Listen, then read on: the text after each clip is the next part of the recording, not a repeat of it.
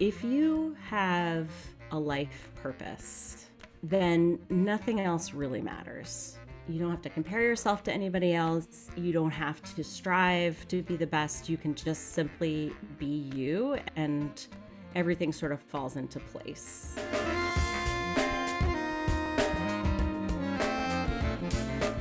Hi, I'm Sean Perrin, and you're listening to episode 165 of the Clarinet Podcast, the show for clarinetists. Today's episode of the show is part 2 of a series guest hosted by Joel Jaffe, and his special guest today on the podcast is none other than Jessica Phillips. She's the acting principal clarinet of the Metropolitan Opera Orchestra and co-founder of the Met Orchestra Musicians Association. She discusses why your education is never really over, even after you land your first big job, maintaining a busy schedule of up to 7 shows a week with the Met, how to stay ahead of the game with social media, how to be a business-savvy musician, and much, much more.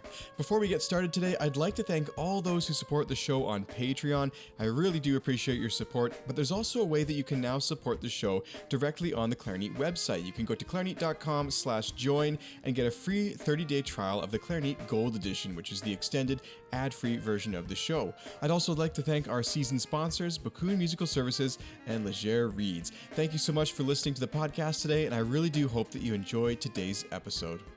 Imagine a reed that lets you focus on your music, lasts for months instead of days, and even saves you money in the long run. It's all possible with Leger Reeds, the world's leading synthetic reed brand made right here in Canada. The European cut reed is preferred by Leger artists all over the world, including Eddie Daniels, David Schifrin, Corrado Giuffretti, and many others.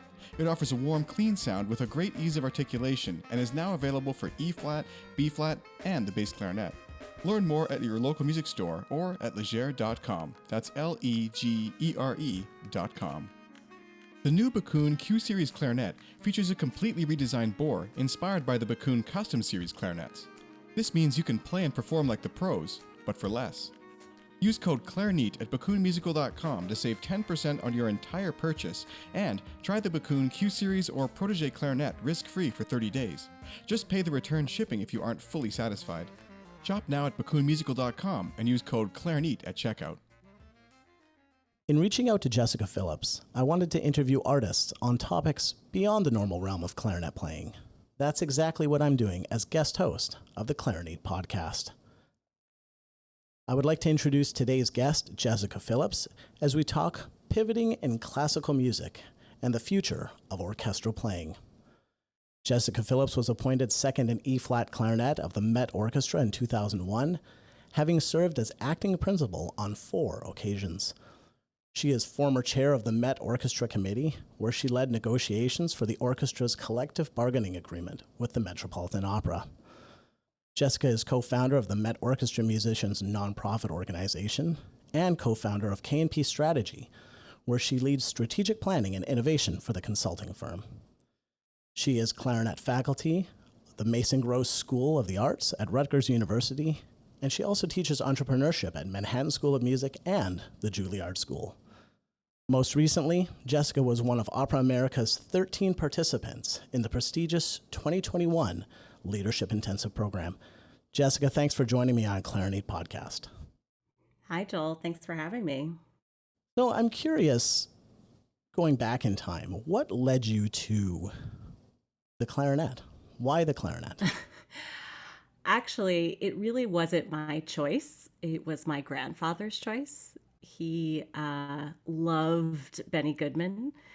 Being a World War II veteran, he always had the radio on overseas. And when he came back to America, he was stationed in Italy and North Africa. And I was going to go to a camp, an overnight camp, and I could pick acting or singing or an instrument.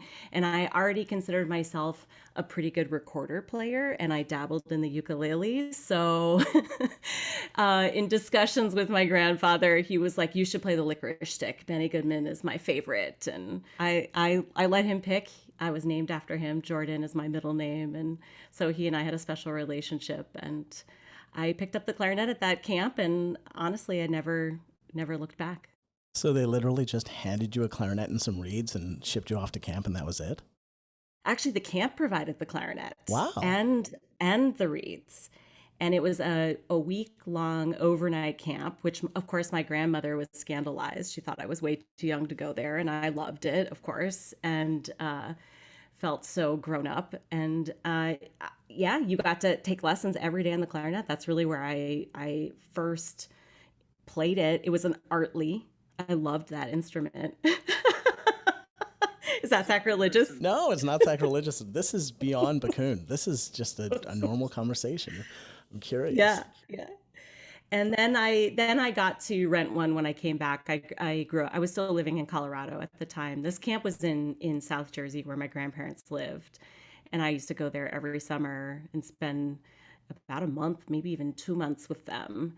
And after I played clarinet at the camp, I loved it. I'm sure I couldn't shut up about it, honestly. So my parents got me a private teacher in Colorado, and I kept with it. And then when we moved to Boston, there were so many opportunities on clarinet within the school and also youth orchestra programs, the Greater Boston Youth Symphony Orchestra.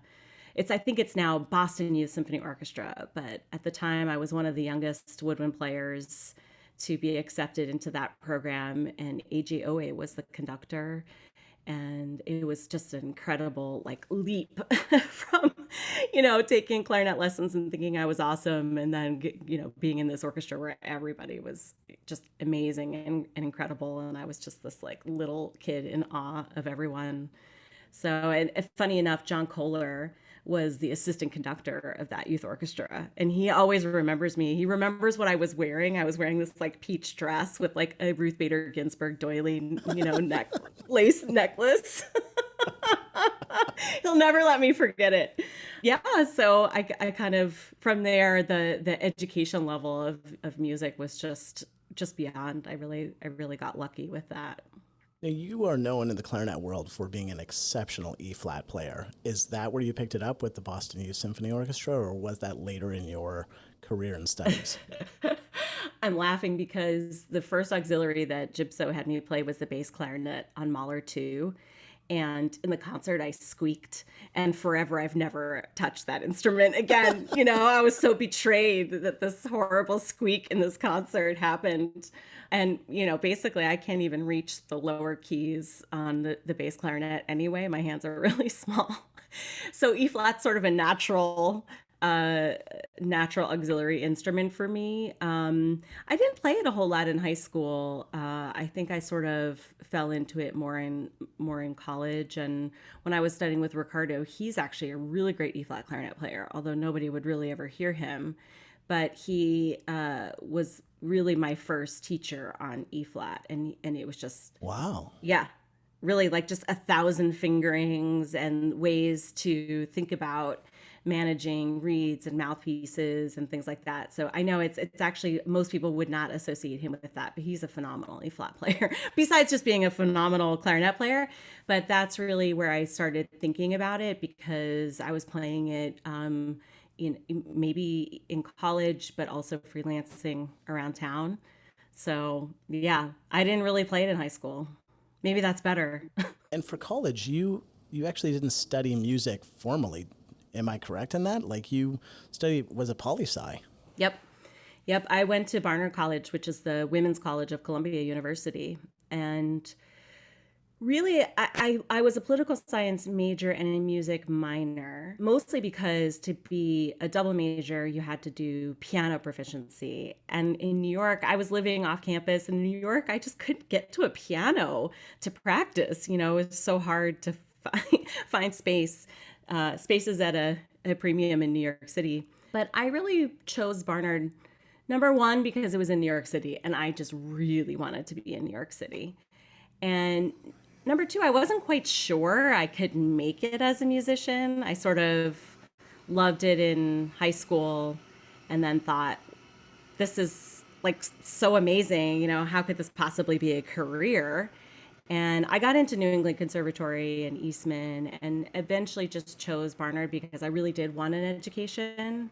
And I was very interested in history But political science really, my early history courses were all about politics and a lot of statistics and things like that, which just I loved. And I love that part of politics and canvassing. And I really love like kind of the behavioral psychology behind political science too. I was extremely happy with Barnard and just being in New York City and having access to all the arts.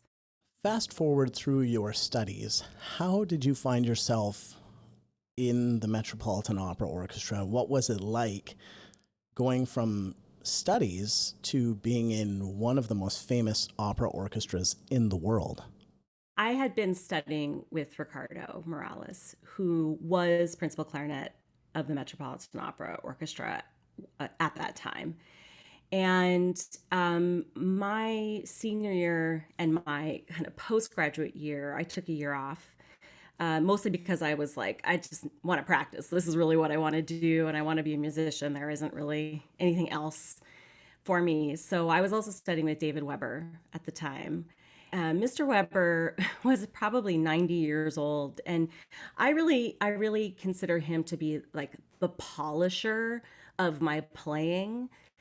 Lessons with him were, 3 hours, and then we would go to lunch at Barney Greengrass, and he would, get matzo ball soup, and it was very New York Jewish delicatessen atmosphere there, which was just amazing. And the job at the Met opened up, and it took a while for the audition to actually happen. So because I was not really in school anymore, I was available, and Steve Williamson and I were both given a lot of subbing situations at the Met.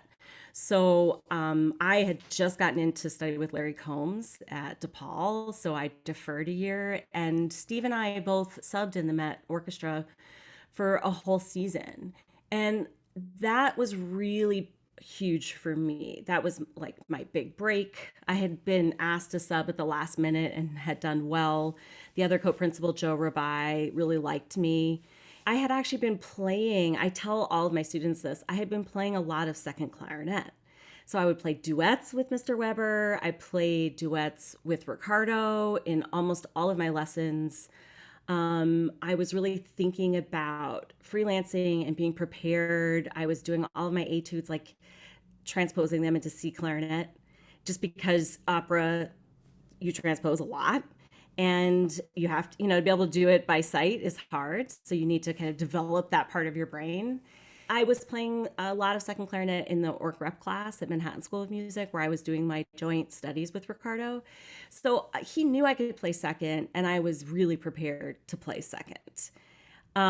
So fast forward to the actual audition, and we can talk about auditions too. That's a whole other story. But the preparation for the audition for me was really successful because it was music I didn't know. And I didn't have any old bad habits associated with, okay, this is how you play Mendelssohn Scherzo, and you've been playing it since high school, and you have all these bad habits already, bred into it. And so playing something, like Verdi's I Vespri Siciliani was the same articulation as Mendelssohn Scherzo, but I could learn it correctly from the beginning. And that was a huge thing for me. I really saw what I was capable of playing, not constantly trying to overcome bad habits. So in the audition, it's funny enough, Steve and I were in the finals together. And on that day, I won. And I also tell people you don't have a whole lot of control over that. You're not the committee. You can only just go in and play the best you can play that day. And, for me, it worked out great. Luckily, Steve won principal, 2 years later. He's such an amazing player and is now in Chicago and played principal New York Philharmonic. And, he's a dear, dear friend. So, that day I won the audition. And I remember my parents came into town to celebrate, and Ricardo, in the whole kind of kerfluffle of winning everything, he gave me a card. And I opened the card, and in it, there was a piece of paper, which was basically Lynn Harrell's commencement speech at Cleveland Institute of Music. And basically, it's like, now the work begins. right? You're always learning. It's never over. And I was like, no, I just won, I just won this audition. And he was absolutely right. I got into the pit the first day and it was like, holy bleep, right? This is a whole different ball game. Even though I had been subbing, I was somewhat prepared, but just the level of listening and accuracy that the Met Orchestra has is truly, unparalleled in terms of orchestras, because we're listening to singers every single night. So we're listening to how they phrase and where they take a breath, or how they're moving forward, or how they're saying a syllable. And there's just so many little intricate details in opera that I just find that orchestra is an incredible organism that listens as a group. And, a singer can skip 2 beats, and if we know it, we're there. No conductor can really make that physical motion. It really takes an orchestra that knows what it's doing. So that's one of the biggest differences. We're so flexible in that way. Of course, we get to repeat so much repertoire, right? We're doing Puccini all the time. We're doing Verdi all the time. We're Wagner, of course, and Mozart. And so we have genres and styles. Rossini, for example, we play Rossini a certain way. Not every opera orchestra plays it that way. So having subbed in the orchestra was a tremendous help to me, because it was like, we play Rossini short and fast and light, and like, for example, Muti came in and he conducted an opera, Attila, which we don't really often do. And he had a very different style for Rossini. And Verdi, he just had very different note lengths that he wanted, just different ways of phrasing it, which we don't normally do. So we do have our stereotypical genre styles that we go back to over and over. And that institutional memory is one of the reasons, why the orchestra does maintain itself, despite music directors. We've had, obviously, very few in its lifetime, but that's one of the greatest things about it. It's not as swayed by the person at the helm, although James Levine really built it into an incredible orchestra that it is today. One thing I'm always amazed at is the schedule that you hold, and you and the other Met musicians hold. Your schedule is the most insane I have ever seen in terms of rehearsals and split orchestra A or orchestra B or 1 or 2, or how do you manage it? Because it's unlike any other orchestra I've ever seen. Well, we have generally 7 shows a week. I mean, that's just a tremendous schedule, right? So generally right now it's Tuesday through Sunday. So it'll be Tuesday through Friday evening shows. And then Saturday, generally there are 2. There's a matinee and an evening. And now we've added, or, I was part of the negotiations to add Sunday performances for the first time in 2018.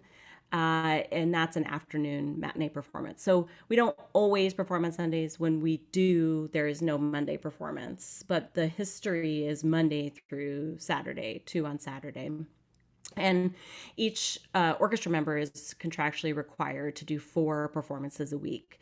And so it just really depends. Like if we're doing Giancarlo, Electra, Butterfly, and maybe dabbling Marriage of Figaro in there, probably I will have to do all of the Electras, right? We don't switch on those. So the really difficult operas or a really high level conductor, let's say, we don't switch those operas. And so I'll kind of get locked into those. So that might be 2 shows of Electra a week. And then the other 2 might be like, kind of what I choose. I could do Figaro or Don Carlo. Second sometimes doubles bass in opera, so I don't get to do like the really good Verdi. I didn't get to play Aida or Don Carlo until I started playing Principal, and then I was like, holy crap, these are really amazing. I've never played this before, which is always kind of fun to discover something like that. We do have a little bit more flexibility in a way than an orchestra, for example, where they're gonna rehearse, Monday, Tuesday, Wednesday, performance on Wednesday, Thursday, Friday, maybe on Sunday, or a repeat, and they can't really get out of that. So we do have some flexibility in terms of the rotation of repertoire. The Met is a repertoire house, right? So we have maybe 5 or 6 productions going at any one time, like that are kind of we're rehearsing something. There's maybe 4 going, and maybe one that's almost just about to leave. And so the mechanics and the interworkings of the house are such, that's really the most incredible feat of, you can walk backstage on any night and you'll see, there is half of Electra on stage right, and you'll see all these little pieces of, Marriage of Figaro, and then those props guys, they know where all of that stuff is. It's just incredible. I mean, the spreadsheet, I don't know how it looks, but they find all those pieces, and every night, they set a different production. So it's a lot. I think it took me maybe 4 or 5 years to feel really comfortable knowing everything. Maybe 5 years for me, because I started playing acting principal pretty early. Ricardo left after my second year and went to Philadelphia Orchestra. And Joe Rabai retired. So I ended up playing acting principal for a bit of time in there. And so learning all new parts in my 3rd and 4th year was stressful. But also, anytime I move over like that, it's such an incredible learning experience. You're just thinking about different things, and your role in the orchestra is slightly altered. So it's a new way of thinking about the music, or having responsibility for the score or the solos and that kind of thing. Whereas second, you're really worried about the sound of the section. You're focused on the harmonic pitch, the way that all the chords are ringing. I really think about chords a lot when I'm on second, so in my parts, if I have a third, I'll do a double arrow up or down for major or minor, so that I know, oh yeah, you're the third, you really do have to bring it up or down. And so I'm really adjusting the pitch a lot when I'm on second. I'm thinking about that a lot. Attacks, you have to be so precise. You can't come in early. You can't change notes early. So all of that kind of, you're really there to facilitate the principal being able to just feel so comfortable. It's kind of thankless. You don't know if it's great, but if it's bad, so it's kind of a different reward system. What is it like changing from being second to principal and then going back to second? I mean, it's so fluid, and you have so much experience now, having done it 4 times. Nothing can ever prepare you, but how do you prepare for it? That's really it. I think there's 2 parts of that. There's the way that you play the clarinet, and then there's the psychological way that you play the clarinet, right? So when you're playing principal, you just have to have so much confidence. Really, you have to think so much about what you want to say as a musician. And I have to practice in a different way. I really have to practice a lot more fundamentals. I have to warm up a lot more. I think I have to warm up anyway more as a as a mature member of the wind section now after 20 years, so I don't injure myself. But I have to think a lot, just about the kind of psychological playing out, and really bring 125% to what I'm doing. We're playing Porgy right now, for example, and I'd never played it before, second double saxophone. So I was learning the part for new. It's all in B major. It's really hard. And then you really just have to wail. I had to practice glisses and just having fun. It's a different mentality more than anything. And then when you go back to second, that's also a different mentality. You're not the soloist anymore. You're not the creative driver of the musical ideas anymore. I've often found that I went back to second. Sometimes this is boring, or sometimes I'm like, well, I want to play first. And I generally, there's a transition period for each one of those, right? When you go to first, you're like, oh my God, everybody's looking at me. This is so embarrassing, right? And then you go back to second, you're like, nobody's looking at me. This is so boring. And so you kind of have to adjust. And maybe about after a month, then, I adjust back to second, and there's less pressure. I don't have to warm up as much. I have time for other things in my life. I really do enjoy teamwork. I love collaborating, and that's a big part of my leadership philosophy too. So I really feel that a lot on second, where you're just making the principal feel so comfortable.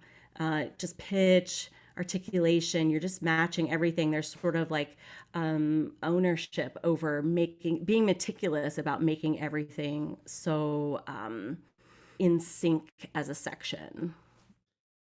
You mentioned leadership and being part of a team. How did you find yourself in the position of leading the orchestra committee through these negotiations? I mean, that is a major pivot that most people would never want to accept. I mean, that's got to be literally one of the most thankless jobs in the world. But also having to step up in the bright lights. I mean, for the listeners, I'm not sure that they realized how important that role was, how important those negotiations were for the musicians, for the entire orchestra, and for classical music. I mean, it was a seminal moment for orchestral playing, certainly. How did you get thrust into that? I think after the first 10 years in the orchestra, I became sort of known as somebody who had other skills, I guess. And I think what people don't realize is that the orchestra musicians are pretty much fundamentally charged with negotiating their own contracts. I never knew that in school, but of course I didn't go to a conservatory. But that's an ongoing conversation that I'm having in classrooms right now, is that most students don't understand that and are not prepared for it. And I thought, I have some time. I was back on second, and I love the orchestra. I love it as a community. It had been so good to me, and I kind of grew up there. I started when I was 24, and I got onto the orchestra committee in 2011. I was elected maybe after the second or third time my name was nominated. And 2011 was a negotiation year. So generally what happens is anybody who's been in a negotiation just leaves the committee. So it's a good time to have new people come on. And I came on as a new person and really just wanted to learn. I didn't know anything about negotiations. I didn't know anything about bylaws, how the orchestra committee really has a set of bylaws, which are the rules by which the organization of the orchestra really governs itself. So, of course, I became completely fascinated with it because all of my political science background was just like, oh, God, this is like, I get it. And I liked doing projects and working with management to, one of the first things I think I did was get new music stands for the orchestra, somehow advocating in that way. And everybody, of course, they were metal Wenger music stands. And of course, now I hate them so much because anytime a conductor asks us to write something down, everybody picks up their pencils and writes something down and throws the pencil down on the stand. And it makes this big, horrible clanking noise. And I'm like, why didn't I get the plastic stands? It's so annoying. But anyway, I mean, so I sort of was doing stuff, I was dedicated. And what we find in most orchestras is people don't want to do that work. It's a lot of time, and people have families and they have other stuff they want to do. Of course, you're not getting paid for any of that time. It's really just community service and what I would call civic impact in your orchestra.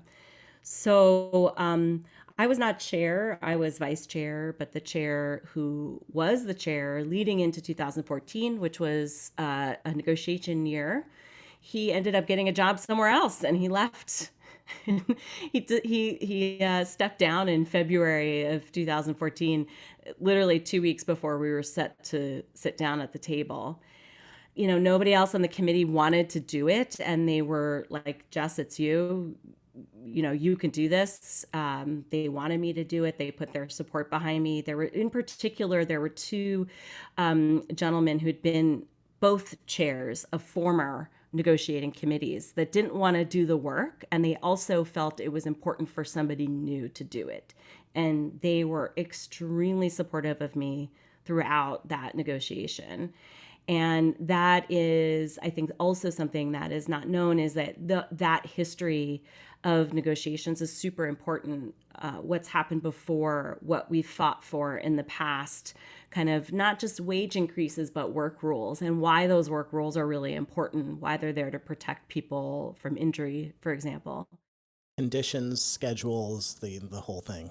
Exactly. And that in particular was important when we, in 2018, negotiated Sundays. We negotiated a lot of work rules so that people would not feel overwhelmed by that additional day. So if they wanted to be with their families, they could. But we also negotiated it so that if you do a lot of Sundays as a young person, you would get paid overtime for doing more than a certain amount of them. Because some people wanted to do Sundays, actually. And Broadway does Sundays. So there's a lot of musicians who are happy to work on a Sunday because they'd rather have a Monday free. So we tried to do it for both people, and understanding those work rules was really important in understanding how that would affect people in general in the orchestra. So yeah, I got it's an elected position. The orchestra has to elect the chair, and I was elected. And I remember I was on vacation when that happened, and I got back, and the first thing I did was Wozzeck. I was playing in the stage band in the tavern scene, so I was dressed as a gypsy, and Peter Gelb came up on stage and came to shake my hand and say, I don't know if it's congratulations or condolences, but welcome to the chairmanship. So for those listening, what is different between the orchestra committee and the actual Met Orchestra Musicians nonprofit organization? Because they're two separate functions, are they not? They're two separate entities. Right. How did the Met Orchestra Musicians nonprofit organization come to be?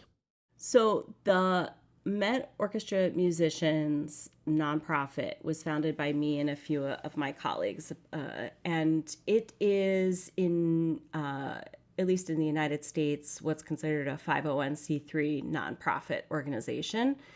And which basically means that we can accept donations, and for the person who gave the donation, it's a tax deductible donation, so they can write it off on their own personal taxes. And we did that for a number of reasons, and it's a separate entity from the committee, mostly because we really, at the time, that was when people were starting to talk about community engagement. And New York obviously has so many neighborhoods that are underserved and have their music classes cut, and so many music education initiatives are no longer offered to those students. So we really wanted to create a vehicle through which we could connect ourselves with those communities. And the Met Opera really has its hands full doing it at the opera level. And we wanted to engage in a much different way. And so that's when we started Met Orchestra Musicians Instagram and Twitter. I started the Twitter account, and it's like we wanted to have our own voice. We wanted to be a voice within the house under the umbrella of the Met Opera, but really give people an inside peek, pull back the curtain a little bit and get to know us and create stories about us.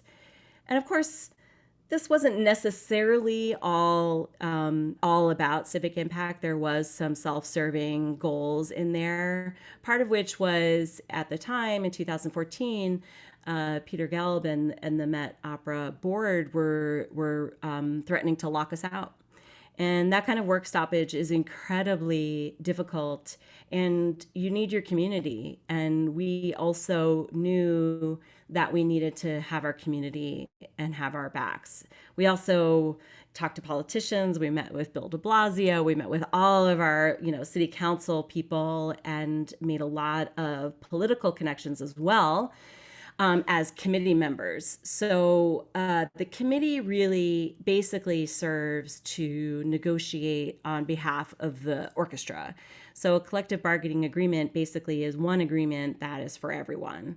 So I know a lot of people think, oh, they get into an orchestra and they negotiate their own contract. Not really. You might negotiate your own small overscale if you're a principal and you think you have leverage and you're coming from another orchestra or something like that. But you're basically handed our collectively bargained contract. And then you might get like a principal, salary cushion on top of that. But those are individually done. We don't do those. So we negotiate the body of the agreements with management, and that's sort of the difference. The orchestra had a lot of interest in doing community engagement things, and so that's why we created this sort of kind of 501c3 nonprofit, Met Orchestra Musicians, and it's really grown into a huge life of its own. It has over 17,000 followers and on Facebook and Instagram, and part of that is because we just told stories about who we were and what's unique about opera and opera musicians, and exactly what you're asking me, what are the differences between the pit and the orchestra, and people really wanted to hear those stories. That was really quite successful, and of course, the Met Opera sanctions that. They're okay with us having that operation, but the committee is just basically there to govern the orchestra from day to day and then negotiate on its behalf. What was it like living those negotiations live in the public eye? I know for the committee, for the entire orchestra, you were publicizing a lot of things that were going on. You were preparing white papers and making a lot of posts and being interviewed in the news. And I think that's something that a lot of orchestras were missing. And certainly the Met paved the way for that. But what was it like making that proactive decision to get out, brand yourselves, to take ownership and accountability for your own future? We are very lucky in that we're in New York City. So our union, Local 802, at the time, the president was Tino Gagliardi, and they were incredibly supportive, both with throwing money into our organizing, but also the fact that they provided a lot of training for us as well. So we were not the ones who decided to go public at that time. Generally, every negotiation before 2014 was pretty much behind the scenes. It may not necessarily have been peaceful, but they were tough. They were tough and respectful. 2014 signaled a new era. This was the era of Peter Gelb, and he went public and said the Met was going to go bankrupt. And we sort of, I think, we're so shocked by that, but it really also served to bring the orchestra together and help to rally everybody to the cause of being prepared for these negotiations, which is extremely helpful in some way. The best thing that an acrimonious negotiation could do is put everybody on the same page. You have one common enemy instead of everybody having, 18 different opinions, which is also true with 100 people in the orchestra. So in some ways that's good. You're on the same page, but you're also kind of fighting for your life. We had a lot of training with talking with reporters. We hired a political relations person, Randy Watley, who was phenomenal. We're still friends to this day, but he would make us practice interviewing with newspaper people. Like, I didn't know what on the record was off the record. I didn't know how to write a quote, any of that. And he really put us through training for that. And every interview that I went through, he made me talk first. which was like, if we think about it as musicians, we're used to having mock auditions, but he made me do mock interviews, which was hard. All of a sudden, I'm like talking with my voice, not my clarinet. So it was really, really important to go through the motions of saying our message out loud. I went on New York One. He was like, wear lip gloss and put your glasses on. You'll be great. And like he would tell me what to do and what to wear. Wear black, wear blue. So he was just incredible in that area. And I think that's sort of what got me interested in that kind of work. That sort of feeds into KNP consulting in that way. But the union is in New York a very strong union, right? We have Broadway here. So they have resources, and not every orchestra in a smaller city has the same union that's as strong. So we were really lucky. Being in the press, I think it's just, you almost don't even realize it. And now when I go back and read something, or I read the famous Jim Stewart article in the New Yorker, I'm going, oh my God, how did I live through that? But it's all consuming. It's just, it was my entire life at the time. And in the end, I think it was an incredible experience, but it was really hard during that time, for sure. Aside from the professional aspect of having to go through those negotiations while keeping up your skills and your abilities as a clarinetist, what was it like personally going through that emotionally? Yeah, I mean, everything is, you're the tip of the spear, You have a committee of 9 people, and the colleagues that I had on my committee, I should say that the committee at the time was an incredible group of people. We're all like still besties to this day. When you've been in the trenches with somebody, your relationship is just it's something different. So I was very lucky in that I was surrounded by brilliant people who were experienced, people who challenged the status quo.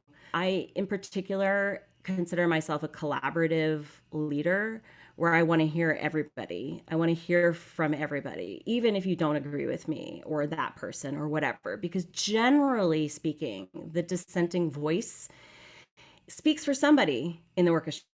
Right? If there's 9 people on the committee and 100 people in the orchestra, you talk to 10 people, you're representing those people. So I want to know what you think. And I think that everybody in the committee should know what you think.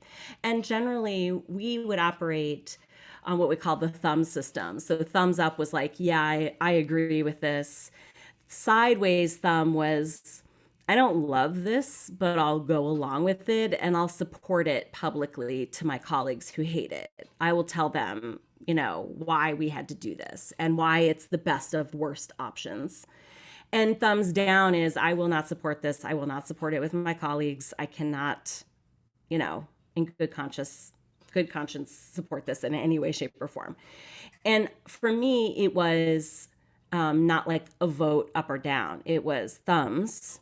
And if somebody had a thumbs down, I want to hear from you. Why? How can we get you from thumbs down to sideways thumbs? And generally, that person had a really good reason for why they were thumbs down. And incorporating their concern into the overall, whatever it was, issue, contract language, anything really, whatever we were working on was made better by hearing that dissenting voice and incorporating their concerns. And that was how we were able to, move forward as a group. I think consensus is sort of a tricky word, but it was really collaborative consensus. And that way, anybody who was not happy, we would say, well, this is how the committee decided to go. We were all in agreement. It wasn't, I didn't vote for that. And I think that's super important to understand because there is always going to be people who don't agree with what you do. And I generally say to them, well, you can run for the committee next time, because this is how we decided to do it. And walk a mile in my shoes. Exactly. What would you say to an orchestra facing negotiations or financial peril? That is really, I think, the issue, right? I mean, there are so many orchestras that are facing financial peril. A lot of orchestras in the United States got lucky with government loans and some government bailout. The Met did not. Unfortunately, it was too big, which was really hard for us. I personally think there are a couple of things that have to happen. Number one, relationships are everything. So relationships with your management, relationships with other people in the management, the PR people, the digital marketing, all of those community impact people, the education people, all of those people are super important because they want content from us. There's only so much content and storytelling that they can do on their own, but we're the only ones who can really uniquely tell those stories and provide that content for them. So knowing that, and I think especially, in the future, that's going to be key.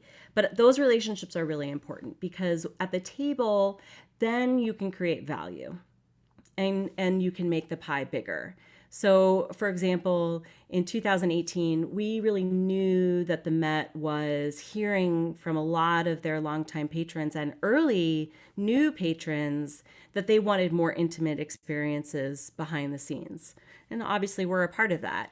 We're not the only thing, but there were many research surveys and marketing surveys that said, I want a unique experience, and we can provide that.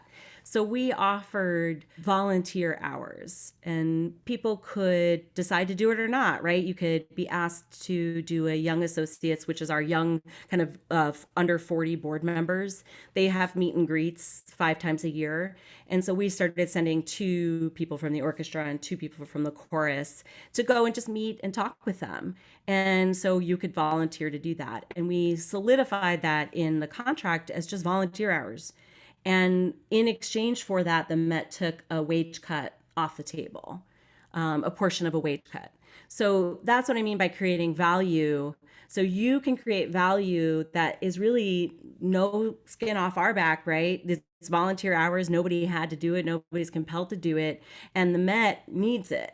And so by knowing that, having relationships with those individual departments was like, you're going to need this, so we could create that value.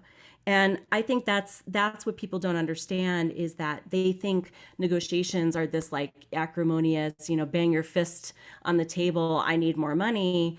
And it isn't. At the end of the day, your organization has to survive. You all have to go back to work in that organization.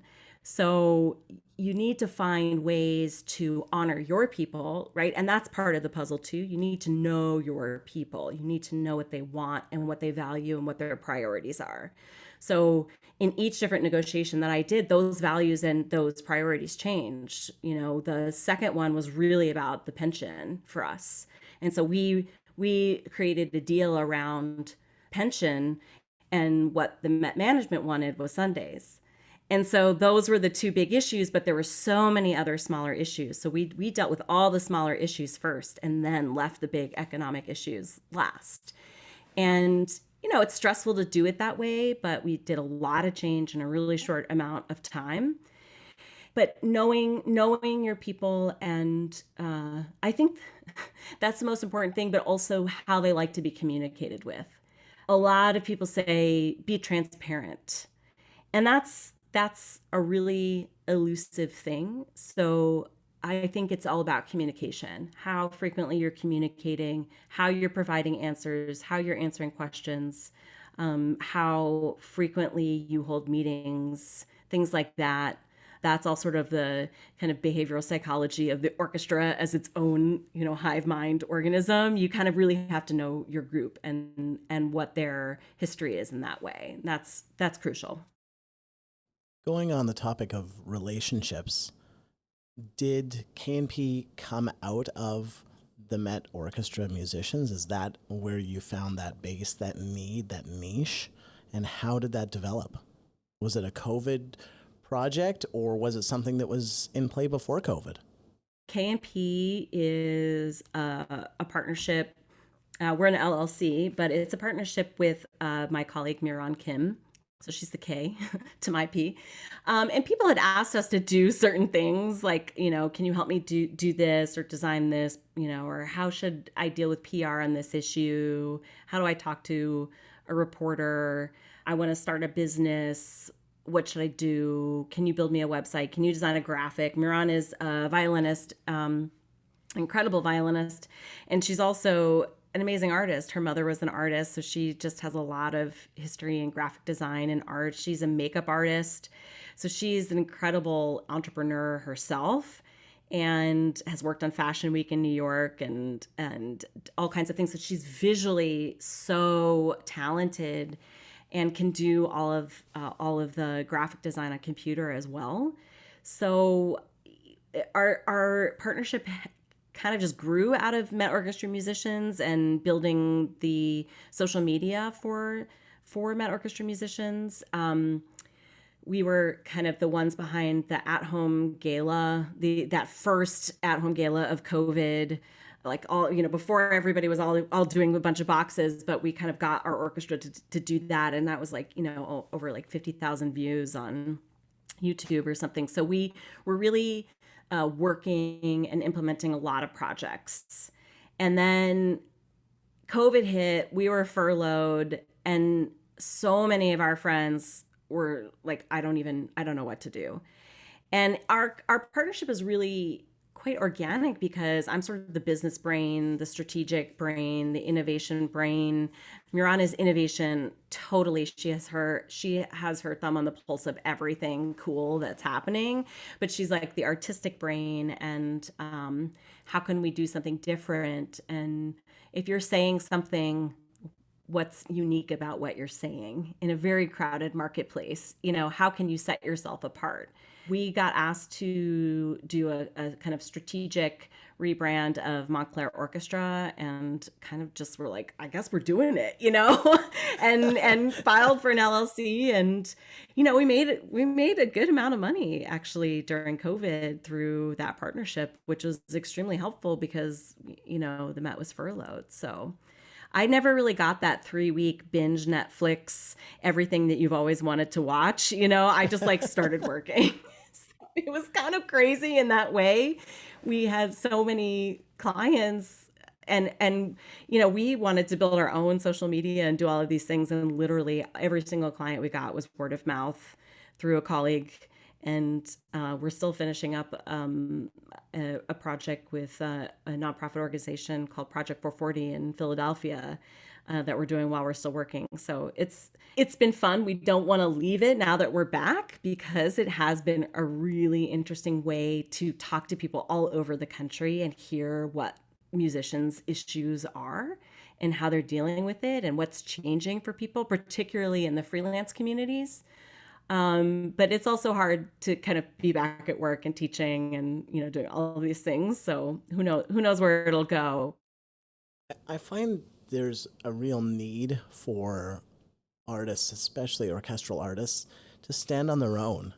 And I think that has changed a lot. COVID for sure has brought that out, but it was simmering before COVID where, let's call it decades ago, you were an orchestral musician. That was your role. That was everything that people knew you by. And times are changing. Artists are establishing themselves outside of their organizations. And I look at David Schifrin as somebody who paved the way for that when he was playing in the orchestra, several different orchestras. Then he left Cleveland and he paved his own way and made a name for himself.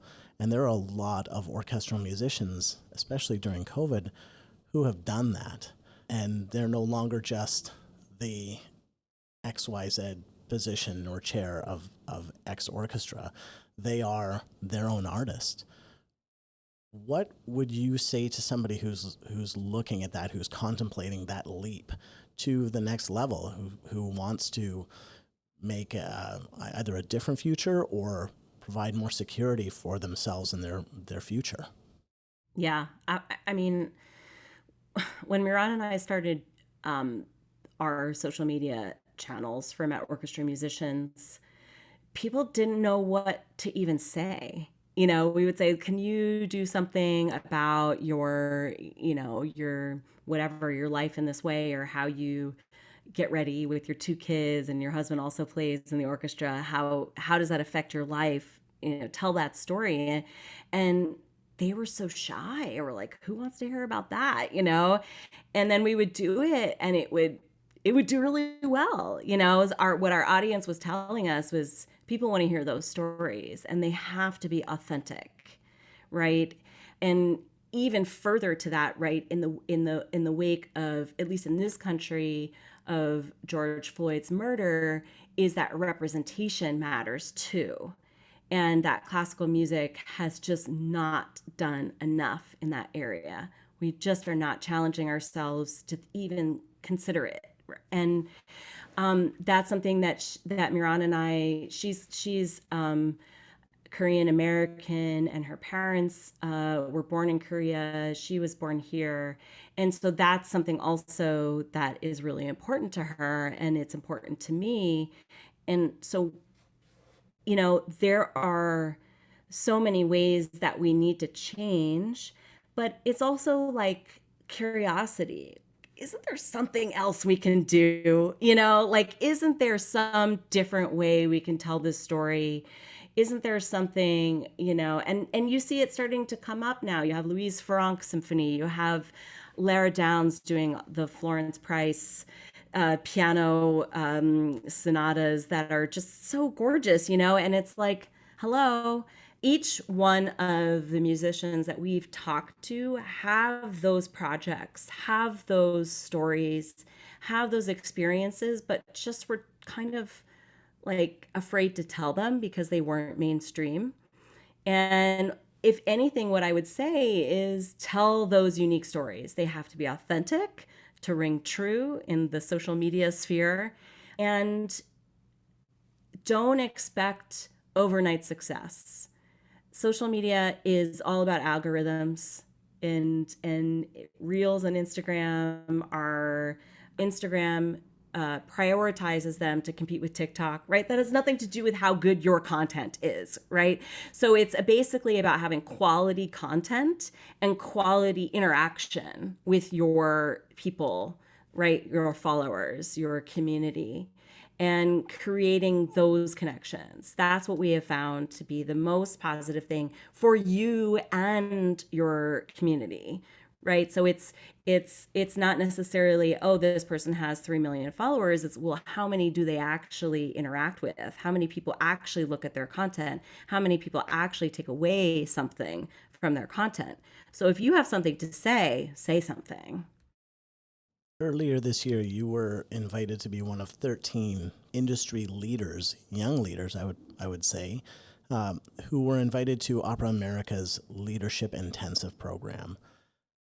From everything that I've read about it, it represents the future of opera, the next generation, the planning, the strategy that goes into it. I believe you were the only orchestral musician among the group, were you not? Yes. So how did this come to be? Did you apply? Were you recommended? I was looking for stuff to do to get more experience. I was contacted by several organizations, big organizations, to interview for like head honchos, artistic director and president and dean and director. And in all of those situations, I felt that my administrative knowledge was not experienced enough. So I was really looking for ways to develop those pieces of kind of my repertoire, if you will, and diversify. So I did go back to school and got my certificate in nonprofits arts management from NYU, and subsequently did a labor relations course online at Cornell, and all that stuff was really great. But the Opera America, I was kind of reached out to. I know a couple of people there, and they're like, you should apply. So it was an application process, and you go through 3 rounds of interviews, and that's how you get in.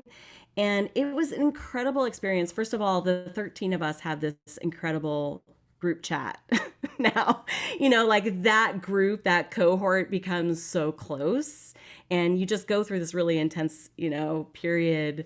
I guess the only thing that I could liken it to is sort of like Outward Bound. You really have each other's back, and there's a lot of growth that happens in the room. And if you weren't there, you can't really understand it. So that group really sticks together, and that's part of the point, is that then those people are questioning themselves, their organizations, and they're supporting each other. So there was a lot about the future of opera. In my particular kind of part of it, there's just not a lot of communication between musicians and management. Amen.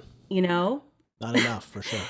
Not enough. There isn't enough education in the education system for musicians. There isn't enough education for administrators. And I think that it's sort of like slowly developing into the thing that I think I'm doing right now, which is a lot of negotiation education. I've done a couple of, like modules for organizations. And of course, I'm teaching at Manhattan School and at the Juilliard School. And there's just, right now, I think there's just a lot of conversations about musicians need these skills. They don't necessarily have them, and they need to have them, and they can translate to every single part of their life. So it's not a waste. It's not just about, can you negotiate with management, but negotiation, of course, happens every day, all day long. I mean, I just negotiated with Sirius Radio this morning to lower my monthly payment, because I felt like I could. Do you want to give us some tips? Yeah, right. Leverage. It's all about leverage. So that was the biggest takeaway for me, was there is a serious disconnect there. And I feel I went in going, I'm sort of in no man's land. I'm stuck between both groups, but also that's the place I'm in. So how can I bring people together and actually create conversations and education and learning that will better the industry? Because the reality is, it is tough. It is going to be tough, and we have to work together. There are things that management needs from us and that we need from management. So how can we create value and actually really pivot together? And the organizations that did that did well in COVID, for sure. I have a question for you. Do you have any questions for me before I close the podcast and go into the lightning round? Well, actually, I do. I mean, I've known you for how long now? Almost 20 years. I want to say 18, 19 years. We met, I believe it was in 2002 or 2003, I think. Yeah, that sounds right. Yeah. I mean, speaking of entrepreneurial, I mean, you guys grew Bacoon Musical.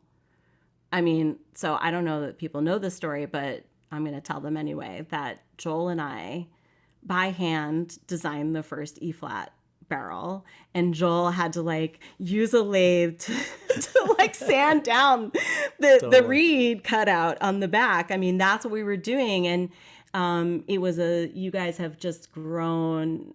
I don't know if I won't say exponentially, because that's really a mathematical word, but I mean, you've grown by leaps and bounds over time. What do you kind of attribute your growth success to? That's a great question. I would say grind. If there's one thing that I have learned from Maury, who happens to be my uncle for the listeners, many people know that, but some people don't.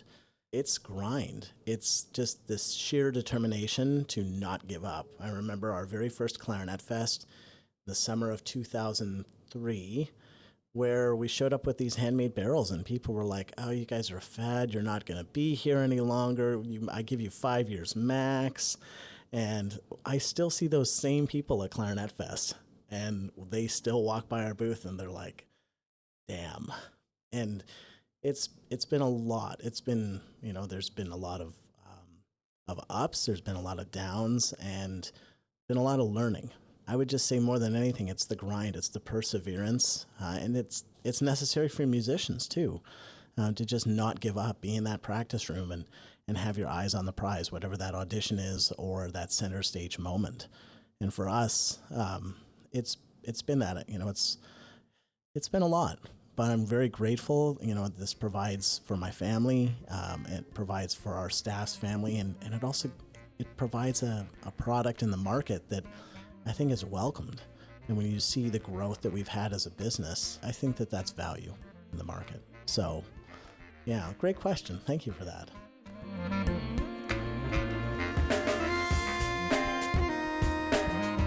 Normally, if you were listening to the podcast on Spotify, Apple Podcasts, or any other free platform, the episode would end here, and there'd be an exclusive extended version available to those who support the program at clarinet.com/join or on Patreon. However, Bacoon Musical Services has generously offered to sponsor the extended version of the show for all of Joel's guest-hosted episodes. So thank you so much to Bacoon for doing that, and I do hope that you enjoy the extended content here today. Don't forget that at the end of the program, I do like to include a little bit of listener feedback. However, this week not so much came in. There was a couple comments. People really did enjoy the last episode with Diane Barger, and I have to agree, that was a fantastic conversation and a real sort of really personal perspective on something, which I'm really glad that was shared here on the show. If you didn't get a chance to check that out, do head back to episode 164 from last week. Also, some upcoming guests on the program. We have actually Denise Gainey coming up I think it'll be next week, actually. I'll air that one. And also Joel interviewed me, which hasn't happened in a few years. Nobody's interviewed me on the program here in quite some time. So a little bit of an update into my life. A lot has changed. I've had, 2 kids since I think I first had an interview like that here on the program. So it was really great to sort of catch up and discuss some of what's been going on in my life and my interests and things you might not generally hear about here on the program. So if you do have some comments or questions or something you'd like to hear me talk about at the end of the show here, do feel free to send me a message at hello@clarinet.com. I do take the time to reply to every single message that does come in, and I love to hear from listeners all over the world. Don't go anywhere, because the lightning round portion of this episode is coming up right after these messages from our sponsors. The new Bacoon Q-Series clarinet features a completely redesigned bore inspired by the Bacoon Custom Series clarinets. This means you can play and perform like the pros, but for less. Use code CLARINET at bacoonmusical.com to save 10% on your entire purchase, and try the Bacoon Q-Series or Protégé clarinet risk-free for 30 days. Just pay the return shipping if you aren't fully satisfied. Shop now at bacoonmusical.com and use code CLARINET at checkout. Imagine a reed that lets you focus on your music, lasts for months instead of days, and even saves you money in the long run. It's all possible with Leger Reeds, the world's leading synthetic reed brand made right here in Canada. The European cut reed is preferred by Leger artists all over the world, including Eddie Daniels, David Schifrin, Corrado Giuffretti, and many others. It offers a warm, clean sound with a great ease of articulation and is now available for E-flat, B-flat, and the bass clarinet. Learn more at your local music store or at leger.com. That's LEGERE.com. Now I'm going to invite Jessica Phillips to join me for the lightning round. 10 questions. I ask, you answer. Are you ready? I'm ready. All right, here we go. Question number 1. If you could have dinner with anyone, living or deceased, who would it be? Maybe Barack Obama? I think Barack Obama. Fabulous. I assume you've read all of his books. Of course. Yes. Number 2, favorite opera to perform. This could be in the pit or on the stage. I mean, if you wanted to sing, what would be your favorite? I'm going to go, it changes, but I'm going to go with Marriage of Figaro right now because when I'm not playing in the pit, I am generally singing or mouthing along because I know all the words. And it just never gets old. It's so cleansing to the spirit and the soul. So that's my answer today anyway. All right. What's your non-classical desert island recording? I mean, it just, oh, geez, that's really hard. I'm going to go with Fleetwood Mac, Rumors. That's a great one. Wow. Everyone has a guilty pleasure. What's yours? Facials. All right. Mine's pedicures, but nobody's asking me. That too. What's one thing you've taken for granted? My body. the health of my body, for sure. I have to do acupuncture now. And it's just, injuries are the worst. Being in pain is the absolute worst. Don't take your body for granted. That's amazing. My doctor recommended acupuncture, and I was like, that's ridiculous. It's not going to help. And he's like, Joel, just go. And I did, and it was like, good Lord. It's life-changing. It is insane. Yeah. I'm a true believer. I mean, luckily ours is covered by insurance. I think every musician, because we just get these little micro, knots, and acupuncture is the only thing that can get that. So I swear by it. Next question. The best advice you've never been given. If you have a life purpose, then nothing else really matters. You don't have to compare yourself to anybody else. You don't have to strive to be the best. You can just simply be you, and everything sort of falls into place. Confidence, satisfaction. And we know this from science too. The money does not give you satisfaction, right? Your life needs to have purpose and meaning, and that's what does it. So I don't think anybody ever told me that.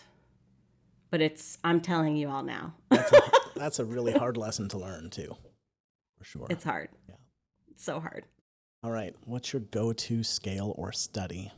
I have I give it to all my students too. I have sort of compiled 4 different volumes of scale exercises, but basically it's Weber long tones. It's B major from, height, Behrman, and then it's some Opperman stuff, left hand, right hand, register key, and then it's without the register key. You play it without the register key, and then some old Lantinus articulation exercises. And Ricardo's a big fan of violin, like Little Noodles, the Schradiak violin.